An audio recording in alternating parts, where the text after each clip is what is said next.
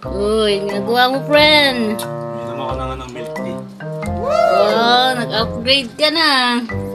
Sana all. Magkano yan? 28 lang. Wow. Ano ba lagi may ininom mo dati? 5 piso lang kaya ko eh. Ano? Ah? Yung ano. Yung piso palamig. Patingin nga kung paano mo yung social. Wow. First time. First time tumikim ng milk tea. Taas mo nga patingin. Anong flavor? Yung ano, yung bilog-bilog sa tayo ng kambing. Patingin, patingin. Ayun guys. Wow, kukusintin. Masarap pala ang milk tea. Sarap.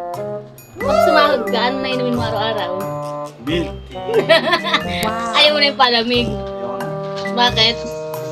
Bakla. Good. Thank you for watching. Gusto niya? Gusto nyo? Bili kayo. Marami dun sa may bukid. Yung bilog-bilog sa tayo ng kambing.